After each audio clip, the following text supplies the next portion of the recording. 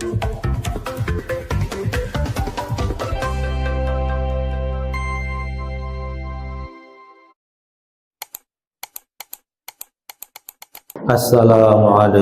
warahmatullahi wabarakatuh. Bismillahirrahmanirrahim. Alhamdulillah wassalatu wassalamu ala Rasulillah Sayyidina Muhammad ibn Abdillah wa ala alihi wa sahbihi wa mawala wa la hawla wa la quwwata illa billah.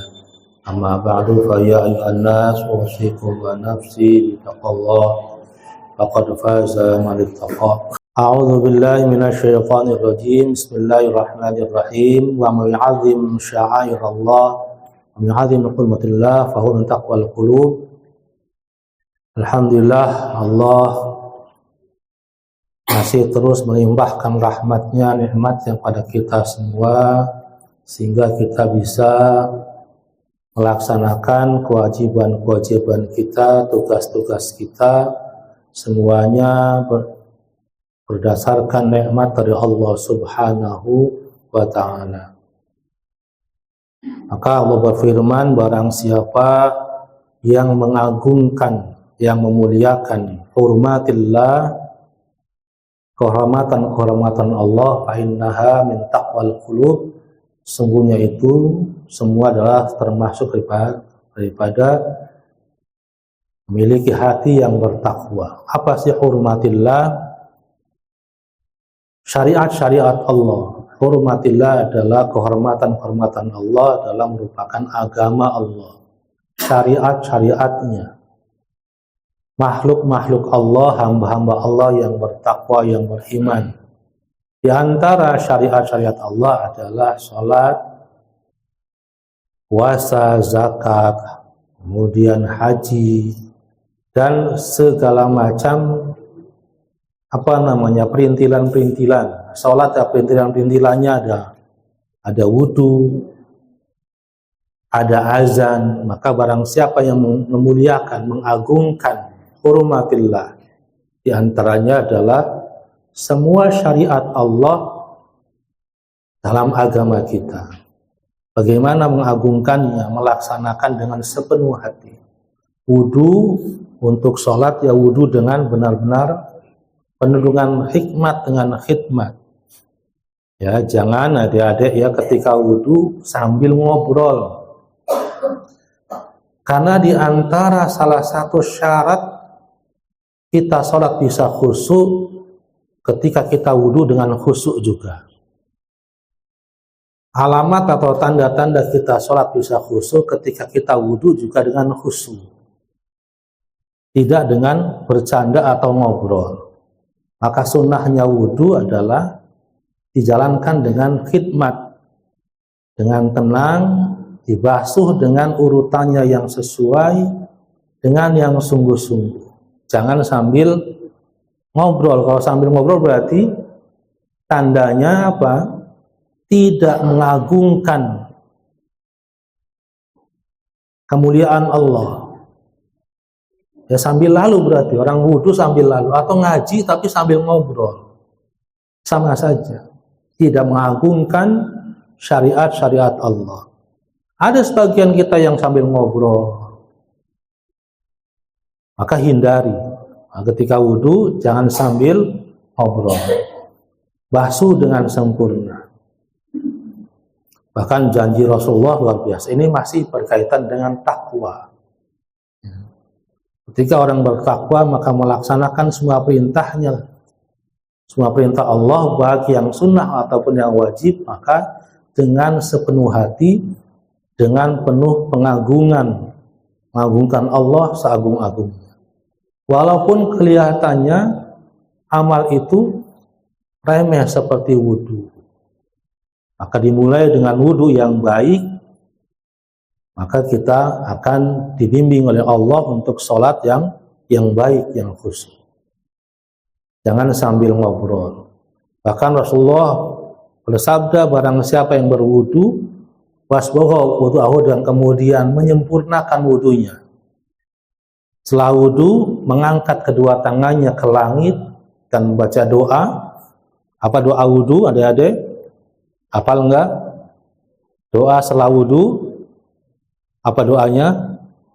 Asyhadu an la ilaha illallah wahdahu la syarikalah wa asyhadu anna Muhammadan abduhu wa rasuluh. Allahumma ij'alni minat tawabin waj'alni min ibadikas sholihin. Futihat lahu abwaabas sama sab'a.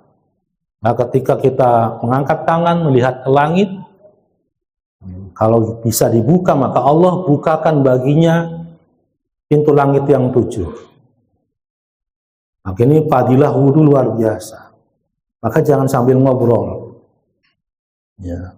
Yang khusyuk, yang tertib, dibasuh tangannya dengan sungguh-sungguh, karena anggota wudu yang kita basuh menjadi pengenal nanti di akhirat, di yaumul qiyamah, menjadi pengenal kita kepada Rasulullah Shallallahu Alaihi Wasallam, menjadi pembeda di antara miliaran umat manusia. Bagaimana Rasulullah mengenal kita, padahal jarak kita dengan Rasulullah jauh sekali. Mungkin nggak Rasulullah kenal kita? Di antaranya adalah dengan bekas wudhu kita akan bercahaya nanti ke yaumul qiyamah. Oh, itu umat saya. Tangan kita yang dibasuh akan bercahaya, kepala kita yang dibasuh akan bercahaya, wajah kita akan bercahaya ketika di yaumul qiyamah. Sehingga Rasulullah mengenali, oh itu umat saya. Karena hanya Islam saja yang punya syariat wudhu, umat yang lain nggak ada. Mau masjid, mau sholat, wudhu dulu. Umat yang lain nggak ada. Mau ibadahnya langsung aja masuk, nyanyi-nyanyi. Kalau kita Allah ajarkan bagaimana wudhunya, sehingga Allah berfirman, wa may yu'azzim hurmatillah, barang siapa yang mengagungkan kemuliaan Allah, di antaranya syariat-syariat Allah. Ya. Biar kata kita ketika sholat Jumat atau ketika hadir di majlis, kemudian ada keropak jalan, ya, kita sedekah kemudian mengambil uang yang paling kecil 2.000 atau apa, tetap nawa itu kita jangan meremehkan 2.000-nya tadi, tetapi diniatkan untuk yu'azim hurmatillah, mengagungkan, walaupun hanya 2.000. Jangan sampai ada unsur meremehkan. Kemudian apalagi hurmatillah, di antara sebagiannya adalah azan. Ya. Ketika azan berkumandang, maka sunnah di antaranya adalah diam. Diam, jangan ngobrol. Diam, jangan beraktivitas. Bahkan disunahkan untuk mengikuti lafaz yang muadzin azankan. Itu termasuk salah satu pada mengagungkan kemuliaan Allah. Berhenti ketika azan atau segera ambil wudhu. Yang belum punya wudhu, jangan malah asyik ngobrol terus. Mau lagi kuliah, mau lagi kerja, mau lagi apa, ketika azan stop dulu.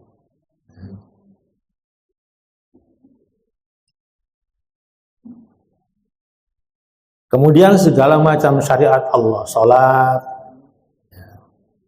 bahkan diuraikan oleh Rasulullah ketika kita sholat.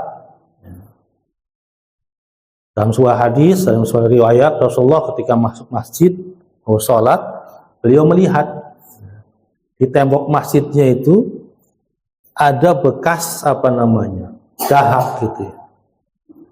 Muka Rasulullah langsung berubah merah, menandakan gak sukanya sekali. Kemudian dikerok sama Rasulullah. Setelah itu Rasulullah pun bersabda, ketika seorang hamba sholat, fa innahu yunaji rabbahu. Ketika seorang hamba sedang sholat, maka sesungguhnya dia sedang bermunajat kepada Allah. Sedang bermunajat, sedang ngobrol, sedang berkomunikasi. Maka tidak boleh meludah, membuang dahak ke arah kiblat, karena Allah di antara kiblat dan hamba yang sedang sholat tadi. Maka di sini ketika kita sholat benar-benar hadirkan, maka dalam sholat itu kebanyakan domir yang digunakan adalah domir mukhatab. Dalam ilmu nahwu ada domir munfasil, ada domir mutakalim wahdah, ada domir mukhatab, ada domir domir mutakalim wahdah apa? Ana, itu domir mutakalim saya. Mukhatab domir dia orang yang diajak ngobrol. Itu anta. Maka dalam sholat domirnya banyak. Domir mukhatab, iyyaka na'budu wa iyyaka nasta'in. Seolah-olah Allah di hadapan kita. Iyyaka hanya kepadamu ya Allah. Na'budu kami beribadah, kami menyembah. Wa iyyaka nasta'in. Dan hanya kepadamu ya Allah kami mohon pertolongan. Maka Allah di hadapan kita. Maka bagaimana adabnya? Orang sholat nggak boleh prilak-prilik, pelak-pelok matanya ke kiri ke kanan, atau mendongakkan kepalanya. Ya, adik-adik ya, ketika sholat jangan tengok kiri kanan atau matanya saja ngelirik. Ini sudah termasuk keluar daripada kekhusyuan, meninggalkan khusyuk. Lagi sholat Allahu Akbar, matanya ditujukan kepada di mana dahi kita diletakkan untuk sujud. Jangan ke atas. Namanya nggak sopan. Karena Allah bainal qiblah wal abd. Allah di antara kiblat dan hamba yang lagi sholat tadi. Matanya nggak boleh kiri kanan. Keluar dari sholat. Ditambah lagi ngobrol, wah sudah.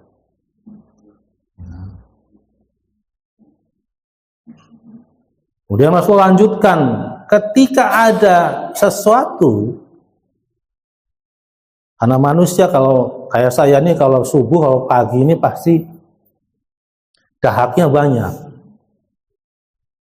Maka kalau memang harus mengeluarkan dahak, meludah, jangan ke depan. Dalam hadis, usahakan sebelah kiri bawah. Ya. Sebelah kiri bawah. Atau Rasul sampai contohkan ketika memang terpaksa, maka Rasul tuh senang pakai ridah, pakai apa namanya ini? Jadi kalau sorban seperti ini namanya ridah, selendang. Kalau dipakai di kepala namanya imamah. Rasulullah sampai contohkan ketika memang terpaksa harus mengeluarkan ludahnya, mengeluarkan dahaknya. Kalau ditelan kan batal, Bu. Di sholat kalau ada dahak udah keluar, ditelan lagi batal.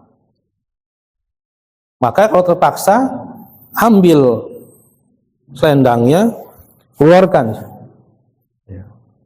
Dan itu tidak membatalkan sholat. Daripada ditahan di mulut, Fatihahnya nggak diucapkan, karena dalam sholat ada rukun qauli, yaitu baca Fatihah. Nggak bisa sholat meleger aja diem, kecuali dia makmum. Ada sebagian ulama berpendapat makmum sudah nggak baca Fatihah juga sah. Tapi Imam Syafi'i mengatakan harus baca Fatihah walaupun sir. Nah, ketika jadi makmum juga sama. Baca Fatihahnya, apa tandanya baca Fatihah? Ya bergerak mulutnya. Bukan di hati. Tapi gerakan mulutnya. Namanya orang baca, ada yang digerakkan di mulutnya. Kalau terpaksa, maka keluarkan. Ya. Bawa tisu. Ya. Itu diantaranya seperti itu, sampai detailnya Rasulullah jelaskan tentang bagaimana membuang dahak ketika sholat. Maka ketika kita sholat, udah keluarkan semua unek-unek kita di hadapan Allah. Sambil baca Fatihah, ya Allah, saya punya hajat pada Engkau ya Allah, apalagi sholat tahajud. Namanya lagi komunikasi dengan Allah. Alim hurmatillah, maka termasuk daripada mengagungkan. Maka ketika kita melaksanakan baca sholawat, ini yang diniatkan untuk taat pada Allah dan mengagungkan perintah-perintah Allah. Fa innaha min taqwal qulub, termasuk dari sebagian ketakwaan hati kita pada Allah Subhanahu wa ta'ala. Maka ibadah apapun bentuknya jangan sampai hilang nilainya karena dilaksanakan dengan sambil bercanda. Ada nilai meremehkan. Ketika hadir di masjid, masuk masjid, disunahkan sholat sunat tahiyatul masjid. Dihindari segala macam urusan obrolan-obrolan tentang dunia. Karena termasuk daripada adab di dalam masjid. Jangan bercanda di dalam masjid. Apalagi sampai main bola. Tadi ada ya? Main bola di masjid. Di depan masjid gak apa-apa, di halamannya. Di dalam sini nih, di belakang.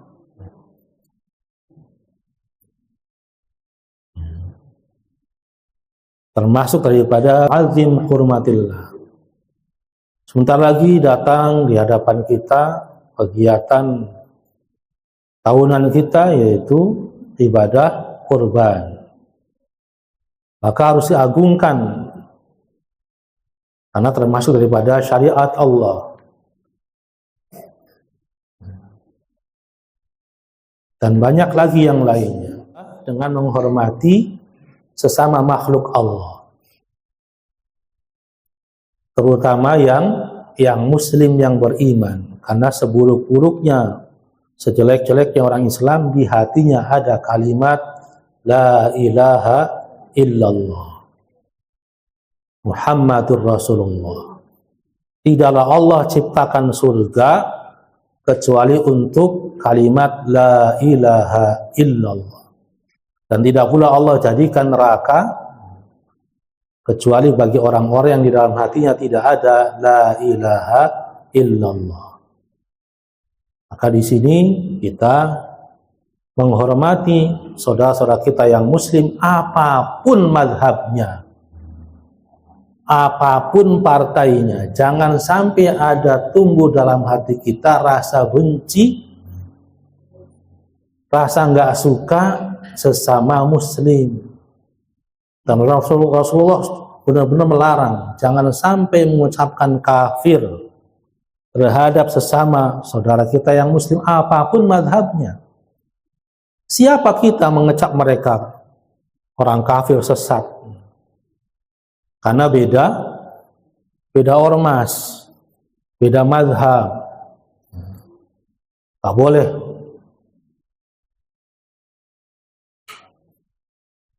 Punya rasa benci, rasa nggak suka saja, tidak boleh, apalagi sampai mengecap, mengatakan dia sesat, dia kafir, mau Syiah, mau Muhammadiyah, mau NU, mau Wahabi, mau segala macam. Kalau dia muslim, dia saudara kita, nggak berhak kita mengatakan musyrik.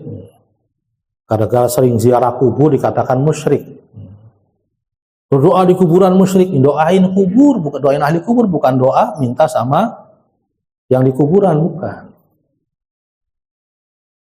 Termasuk daripada min hurmatillah, yu'azim hurmatillah, menghormati, mengagungkan kemuliaan Allah di antaranya sesama makhluk Allah yang muslim. Kita dianjurkan hati-hati.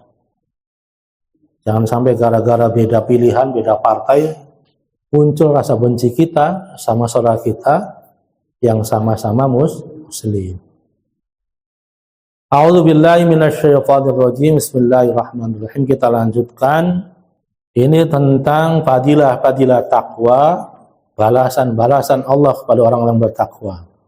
Innalil muttaqin 'inda rabbihim jannatin na'im. Sesungguhnya orang-orang yang bertakwa inda rabbihim, di sisi Tuhan mereka, jannatin na'im, Allah sediakan surga-surga yang penuh dengan kenikmatan. Ya. Uslifatil jannatu lil muttaqin, dan Allah hamparkan surga itu lil muttaqina, bagi orang-orang yang bertakwa. Surga itu, neraka itu adanya nanti di akhirat. Bisa nggak hadirkan di sekarang? Bisa. Dengan lapang dadanya kita, dengan kegembiraan kita, bahagianya kita, itu merupakan tanda-tanda surga hadir di dalam diri kita. Uzlifatil jannatil muttaqin ghairu ba'id ila ghairi dzalika minal khairatil jajilati wal mawahibil jazilati wal fadailul jalilati. Pemberian Allah bagi orang-orang bertakwa ghairu ba'idin, tidak jauh, tidak dekat daripada kebaikan-kebaikan al-jamilah, yang baik, yang bagus-bagus, wal mawahibil jazilah, dan pemberian-pemberian Allah yang banyak sekali, wal fadailil jalilah, dan keutamaan-keutamaan yang tinggi. Wa yakfi fi syarafit taqwa anna Allah dzakaraha fi aktsari min 70 mawdi'an fi kitabih. Dan cukuplah dalam menerangkan kemuliaan takwa itu bahwasanya Allah menyebutnya di dalam kitabnya lebih banyak daripada 70 kali penyebutannya dalam kitabnya di Al-Quran. Wa fil amri bit taqwa wa fadilatihi, dan dalam perintah untuk bertakwa dan keutamanya, qala Rasulullah sallallahu alaihi wasallam, Rasulullah bersabda menerangkan tentang fadilah takwa. Sabda Rasulullah, ittaqillaha haitsu ma kunta watbi'is sayyi'atal hasanata tamhuha wa khaliqin nasa bi khuluqin hasanin. Rasulullah bersabda, ittaqillaha haitsu ma kunta, bertakwalah kalian kepada Allah haitsu ma kunta, dimanapun kalian berada. Takwanya jangan ditinggal hanya sebatas di masjid saja menjadi orang bertakwa, tetapi dimanapun kita berada tetap bertakwa. Jangan ditinggal di masjid, ketika di masjid orang bertakwa, jadi orang yang jujur. Keluar dari masjid pergi ke pasar, jualan, dagangan, malah nipu, berarti menyalahi perintah Rasulullah. Ittaqillaha haitsu ma kunta, bertakwa pada Allah di mana saja, baik lagi sholat di masjid ataupun lagi dagang, berdagang. Dan orang yang takwa adalah dagang yang jujur, tidak menyembunyikan keburukan dagangannya. Jangan dicampur, ini beras kualitas premium, ini beras kualitas biasa. Jangan dicampur. Yang di atasnya bagus, di bawahnya biasa. Harganya yang bagus. Maka namanya laisa minna man dallasa, tidak termasuk umat Rasulullah apabila dia berjualan menggunakan teknik tipu musliha. Watbi'i sayyi'atal hasanata tamquha, dan ikutilah perbuatan buruk dengan perbuatan baik, tamquha, itu akan menghapus perbuatan buruknya. Maksudnya apa? Ketika kita berbuat salah, segera bertaubat, jangan ulangi lagi. Kita salah sama teman, segera minta maaf dan berbuat baik kepadanya. Tampuha, maka akan menghapus perbuatan buruk tadi. Wa khaliqin nas bi khuluqin hasanin, dan pergaulilah manusia dengan akhlak yang baik. Dan lagi-lagi di sini nas umum, wa khaliqin nas, dan pergaulilah manusia, berbaur dengan manusia, bergaul dengan manusia dengan akhlak yang baik. Nas di sini umum, baik dia Islam ataupun non-Muslim. Rasulullah menganjurkan berakhlak yang mulia kepada semua orang, bukan hanya kepada orang Muslim saja. Dalam muamalah, dalam pergaulan, kita dianjurkan untuk menunjukkan akhlak Islam kita.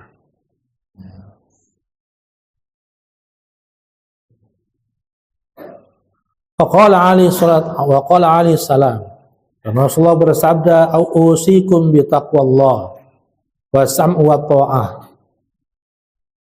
Saya wasiatkan kepada kalian semua untuk bertakwa pada Allah, wa sam'u wa ta'ah, untuk mendengarkan dan untuk taat. Sami'na wa ata'na, ketika diperintah para sahabat Rasulullah, ketika diperintah oleh Rasulullah mengucapkan sami'na wa ata'na, kami dengar ya Rasulullah dan kami taat. Tapi orang-orang Yahudi, orang-orang Israel mengatakan sami'na wa asyayna, kami dengar tapi kami abaikan. Nah, itu orang-orang Yahudi. Orang-orang Yahudi sekarang seperti itu. Tidak ada orang Yahudi yang benar-benar mendengarkan perintah Allah dalam Tauratnya. Taurat mereka sudah ganti dengan Talmud. Apa itu Talmud? Kitab karangan mereka sendiri. Mengatakan bahwasanya yang paling mulia itu orang-orang Yahudi. Selainnya adalah binatang semua. Maka boleh dibantai, boleh dibunuh, macam-macam. Dan orang yang paling munafik adalah orang Yahudi. Tidak pernah memegang janjinya. Percuma.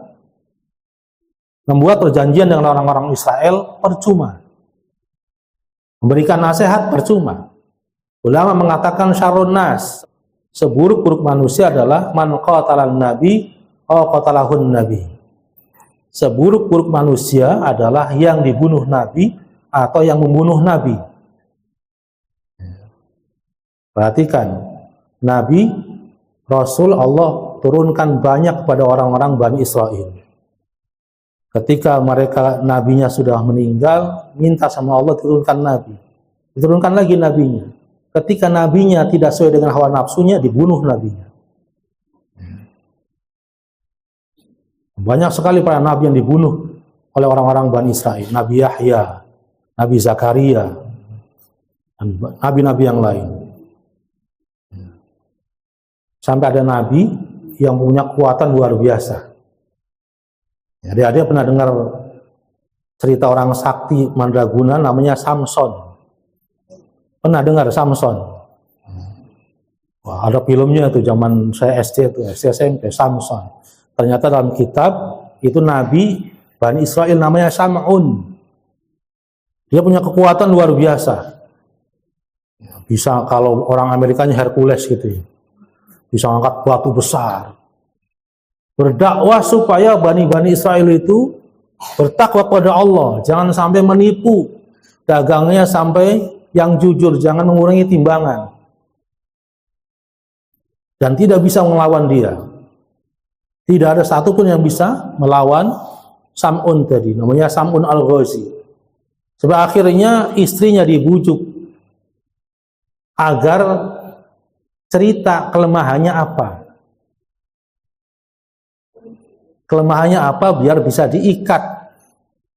Biar bisa dikalahkan Sam'un ini. Akhirnya dibunuh juga sama Bani Israel tadi. Padahal itu nabinya sendiri. Apa kelemahannya? Akhirnya diajak ngobrol sama istrinya tuh. Kalau di Samson Betawi itu kelemahannya apa, Bu? Pernah nonton film Samson Betawi? Bulu keteknya dicukur. Kelemahannya adalah rambutnya. Rambut Samson itu panjang.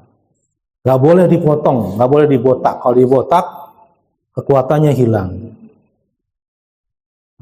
Ceritakan, akhirnya cerita. Allah memberikan kelemahan pada saya, rambut saya. Kalau rambut saya dipotong, kemudian diikat tangan saya dengan rambut saya, sudah nggak bisa apa-apa.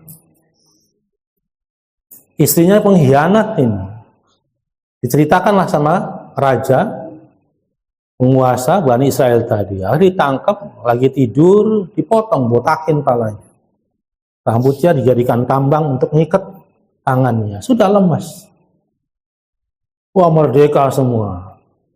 Orang-orang Israel merdeka semua. Karena tidak ada yang menghalangi kecurangan mereka semua. Tetapi Allah Maha Kuasa. Namanya rambut kasih botakin yang numbuh lagi. tumbuh lagi, panjang lagi, kuat lagi beliau. Maka orang Israel itu syarrun nas, seburuk-buruk makhluk di alam semesta ini. Kalau mereka sadar semua, maka nanti di akhir zaman umat Islam akan membantai umat-umat Yahudi. Wasam wa ta'ah, wasiat Rasulullah pada kita semua untuk bertakwa pada Allah.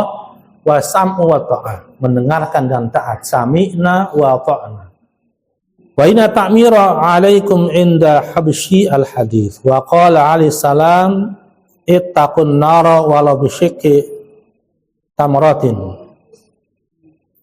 Fa lam tajidu fa bi kalimatin thayyibatin. Rasulullah bersabda dalam hadis yang lain, ittaqun nara, takutlah kalian pada neraka walau bisyikki tamratin, walaupun hanya dengan sebiji kurma. Ya. Takut neraka walaupun hanya dengan bersedekah dengan sebutir kurma. Fa'ilam tajidu, kalau memang tidak punya, fabi kalimatin thayyibatin, maka dengan kalimat yang baik, mengucapkan dengan perkataan yang baik, dengan perkataan yang baik, termasuk daripada takwa pada Allah, takut api neraka, dengan perkataan yang baik. Sudah mah kurma nggak punya, maksud saya sudah lama uang nggak punya, perkataannya kasar, ya sudah. Min alamati ahnahu min ahlin nar, tanda-tanda dia termasuk daripada penghuni neraka. Maksudnya hadis ini adalah jangan putus asa walaupun kita tidak punya apa-apa, untuk bertakwa pada Allah, untuk takut dengan neraka, cukup dengan kalimat yang baik, dengan ucapan tutur kata yang sopan.